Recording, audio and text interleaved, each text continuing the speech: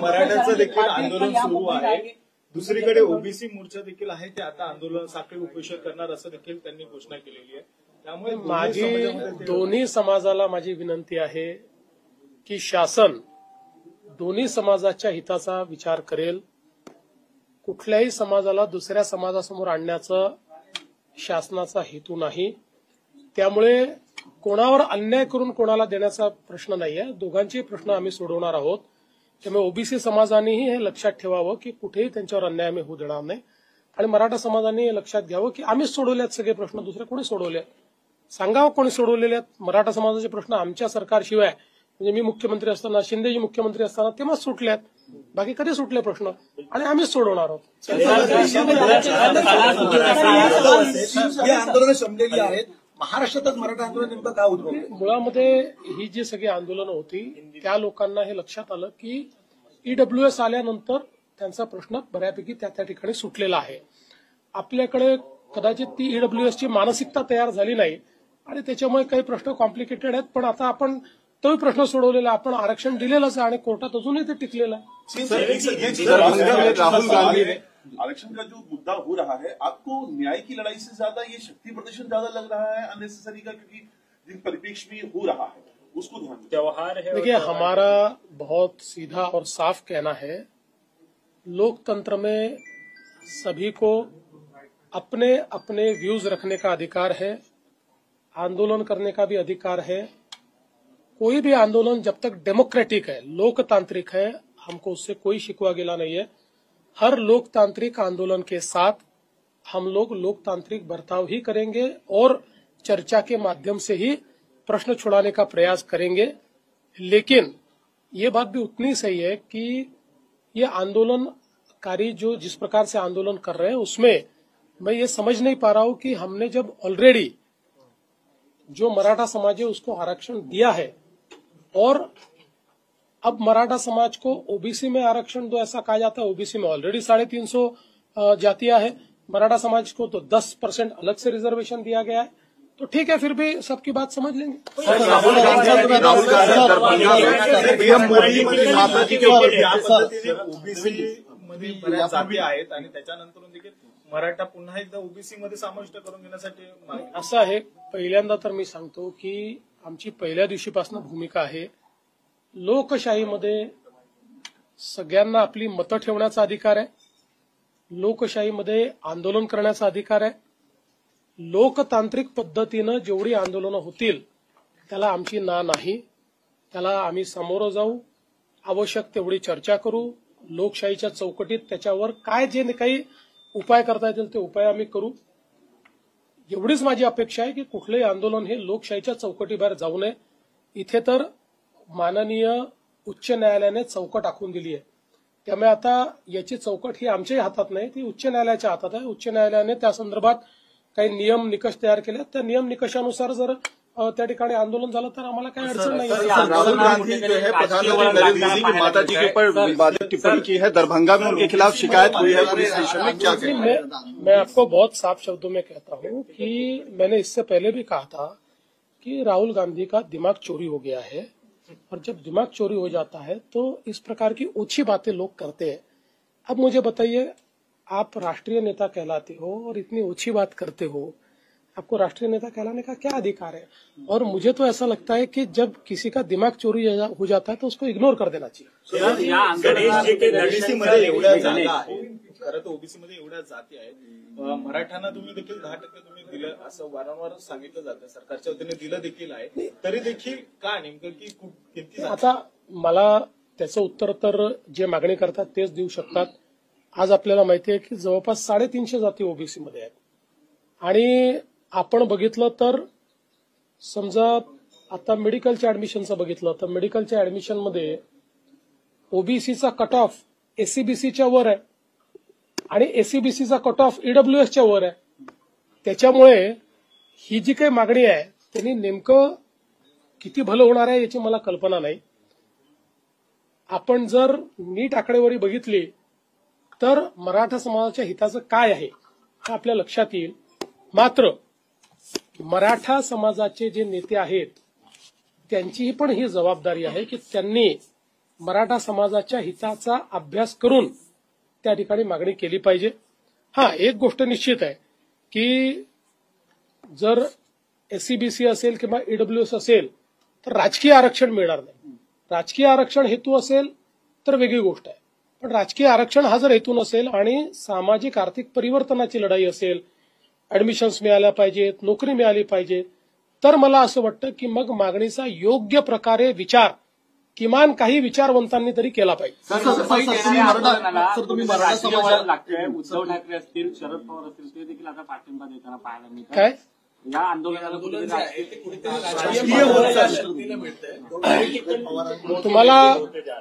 तुम्हाला मला आश्चर्य वाटतं की आता हे दिसत आहे. म्हणजे हे आश्चर्याची गोष्ट आहे की तुम्ही आता हा प्रश्न विचारता आणि तुम्हाला आता हे दिसत आहे. यापूर्वी काय झालं हे तुम्ही सगळ्यांनी बघितलेलं आहे. आजही आंदोलनाकरता रिसोर्सेस उभे करणारे कोण आहेत वगैरे हे सगळं आपल्याला पाहायला मिळत आहे.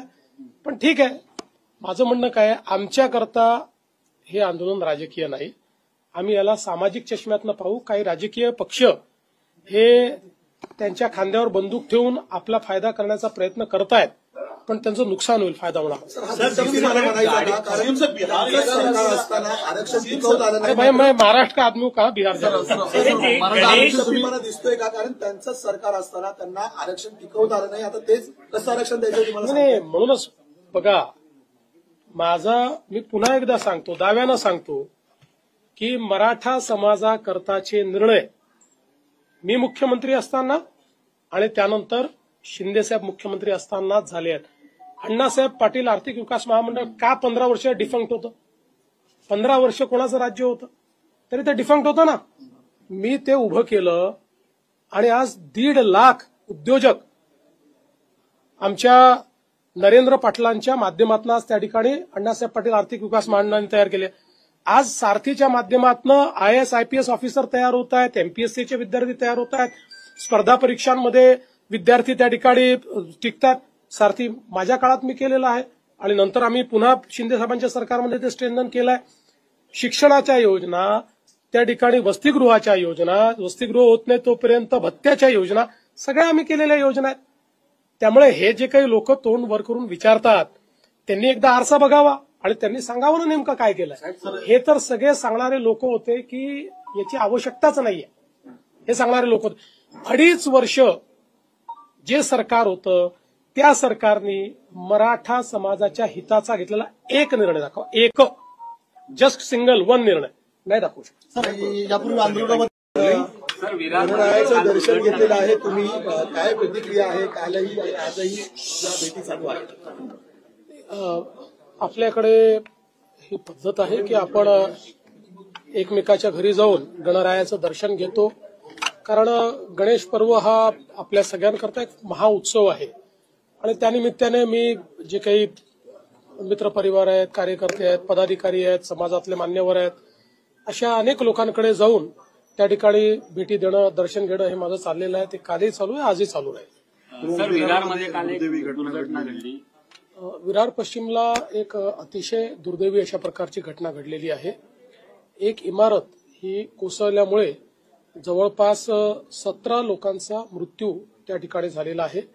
NDRF लगेच त्या ठिकाणी पाठवण्यात आली होती आणि त्यांनी सर्व प्रकारच्या टेक्नॉलॉजीचा उपयोग करून पहिल्यांदा असर्टन केलं किती लोक गेलेले आहेत, कुठे आहेत, आणि खालचे लोक काढायला किंवा ज्या बॉडीज आहेत त्या काढायला थोडा तिथे त्रास आहे, पण ती सगळी कारवाई त्यांच्या माध्यमातून चाललेली आहे. मुळातच या इमारतीला मे महिन्यामध्ये नोटीसही देण्यात आली होती आणि स्ट्रक्चरल ऑडिटचीही नोटीस देण्यात आली होती. तथापि मला असं वाटतं की लोकांनी फार गांभीर्याने ते घेतलं नाही आणि त्यातनं ही दुर्घटना झाली. पण शेवटी लोकांचाही प्रश्न असतो, लोकांना दुसरीकडे कुठे राहायला जायचं, असं अचानक जागा मिळत नाही, त्यामुळे त्यांनाही आपल्याला दोष देता येणार नाही. पण ही घटना गंभीर आहे. आम्ही आता सध्या शासनाच्या वतीनं 5 लाख रुपये प्रत्येकी अशा प्रकारचं त्या ठिकाणी घोषित केलेलं आहे.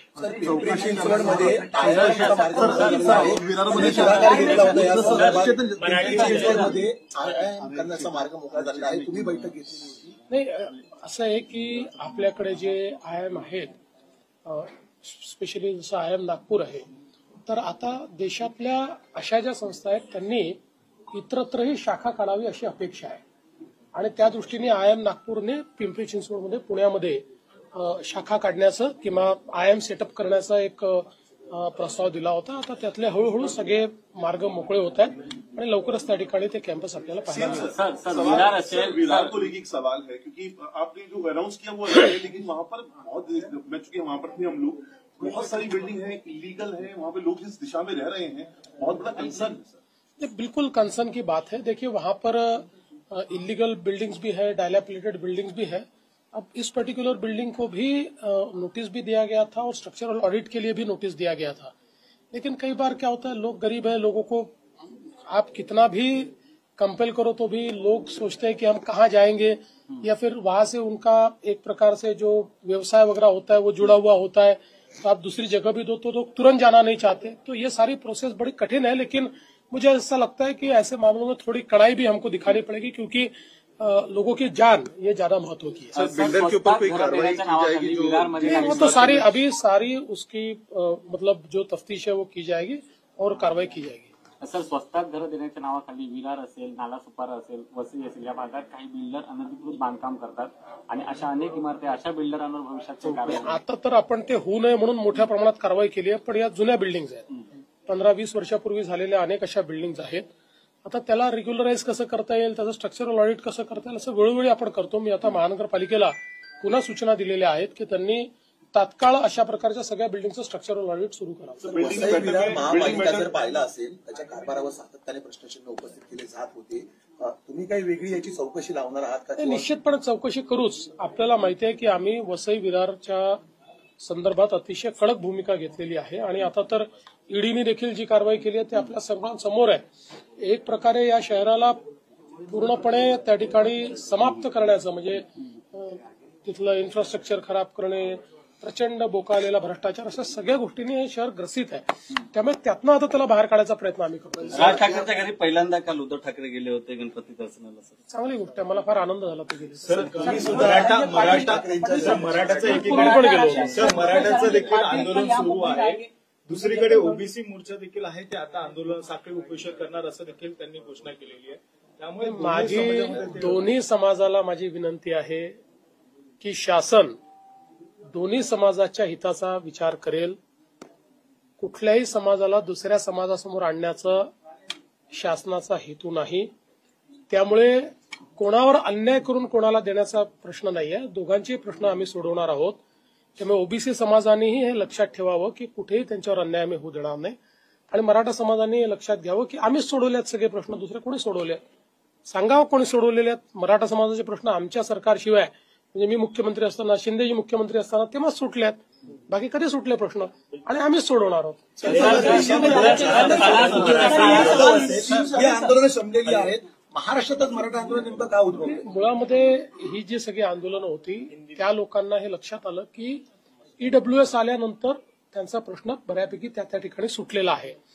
आपल्याकडे कदाचित ती ईडब्ल्यूएसची मानसिकता तयार झाली नाही आणि त्याच्यामुळे काही प्रश्न कॉम्प्लिकेटेड आहेत. पण आता आपण तोही प्रश्न सोडवलेला, आपण आरक्षण दिलेलंच आहे आणि कोर्टात अजूनही ते टिकलेलं आहे. राहुल गांधी आरक्षण का जो मुद्दा हो रहा है, आपको न्याय की लड़ाई से ज्यादा ये शक्ति प्रदर्शन ज्यादा लग रहा है अननेसेसरी का, क्योंकि जिन परिप्रेक्ष्य में हो रहा है उसको ध्यान में त्योहार है. देखिए हमारा बहुत सीधा और साफ कहना है, लोकतंत्र में सभी को अपने अपने व्यूज रखने का अधिकार है, आंदोलन करने का भी अधिकार है.